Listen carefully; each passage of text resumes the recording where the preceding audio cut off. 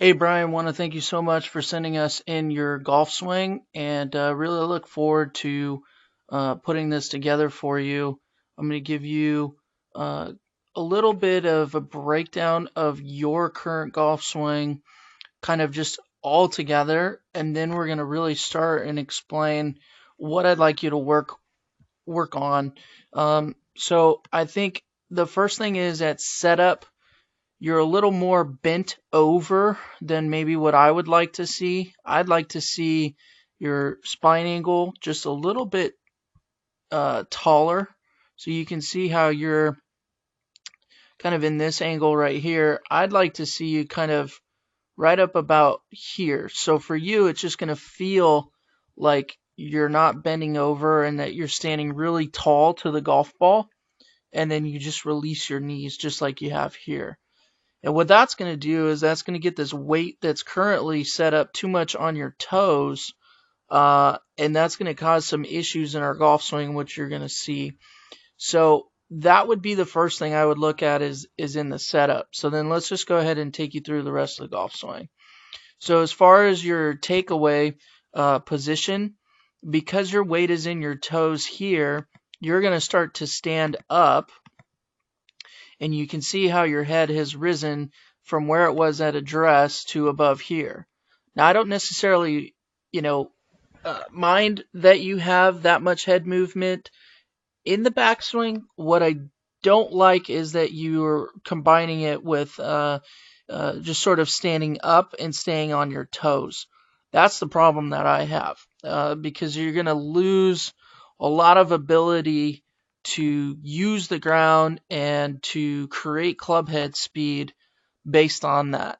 And I would like you at some point, if you don't mind, send us your face on view so that we can see that. I don't know if you've looked at the website, but it looks like you uploaded this directly to V1, and we thank you for that. But we definitely want to give you a face on view. So we'll get you in touch with somebody, and we'll work on that for you. I think at the top, this is a pretty good arm structure position. The club face is slightly open. That's all fine as long as we match it up on the downswing. One of the things that I bring up here is we have Charlie Hoffman on the right hand side, and he is just one of my favorite golf swings for a number of reasons. I mean, it's a very simple golf swing, number one. But he does a lot of the same things that you're going to want to do in your golf swing. So you can see how he'll stay very much in this posture going back. And again, you'll be able to solve that just by getting more weight into your heels and standing up a little taller at setup. So then when we take Charlie back all the way to his backswing, I want you to take a look and see this arm structure as he gets the club to the top of the swing. It's going to be very similar. So he has the club face a little bit open. His left arm is slightly below his shoulder plane lines. All the stuff is just fine.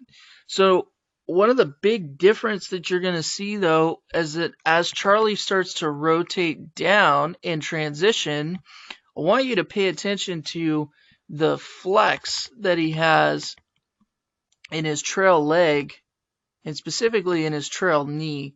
So you can see how much more flexed that trail leg is. Whereas if we take you in that same sort of transitional period, you're going to see that you're pretty straight up and down, actually more than you were at address. So that's going to cause, again, some problems with being able to use the ground. And when you can't use the ground and rotate, you rely a lot on timing. So your golf swing is really, it can be matched up, but it's really based on the timing of your hands. And day to day, you're going to see blocks and you're going to see hooks. So that's kind of why I think you're here and looking to improve.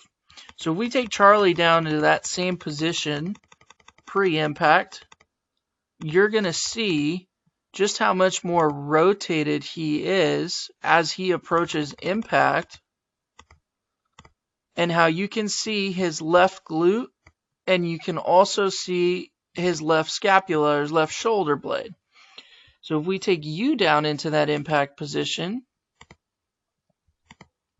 and we don't quite get to impact because of your camera, and that's okay, but you can see how your arms have straightened, but you can see more importantly how all you see is your right cheek, but look at the separation from your where your butt was initially to where it is now.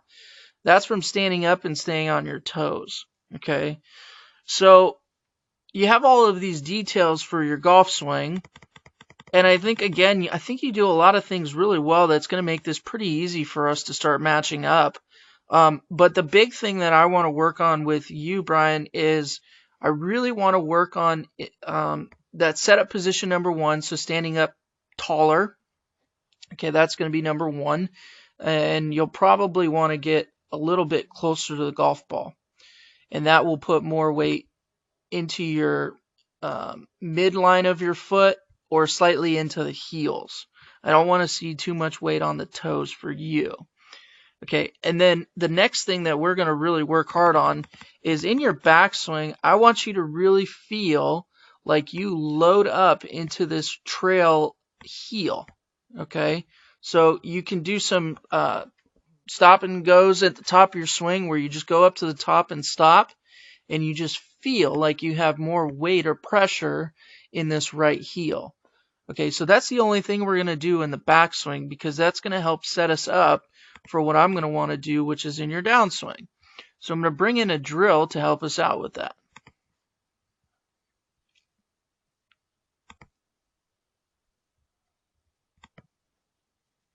Okay, so this is a very standard pivot drill. And all you're going to do is put a club or an alignment stick across your chest. You can see how when I make my turn, this would allow you to feel more of the weight in your heel because this left knee kicks in just like that. Right there. And then as we kind of start talking about this, I want you to pay attention to the down the line view, which is coming here.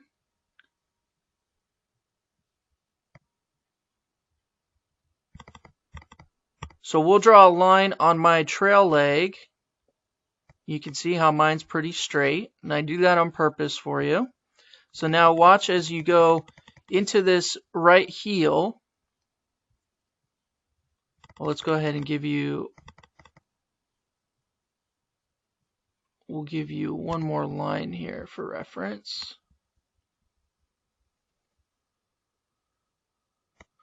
Okay, so we'll leave that on my rear side. And so now you can see how the weight being in my heel doesn't have me separate from the wall. Whereas if we look at your swing over here,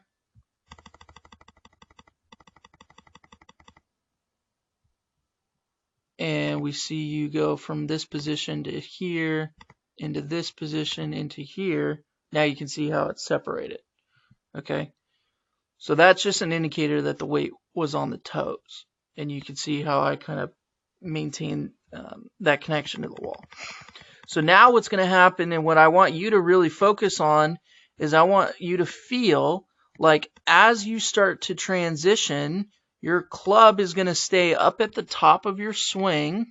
So there's going to be no manipulation of the hands. The hands are just going to stay there. And then what I want you to feel that hits the golf ball is I want you to feel like the first part of the downswing is you're putting pressure down into the ground, almost like you're squatting. And what you're going to feel is you're going to feel this leg start to flex. And that's what we call ground reaction force. Okay? And what that's going to allow you to do is open up and rotate. So you can see how I've flexed that trail knee just like that. And now look, if there was a club here at impact, which there's not, but if there was a club here at impact,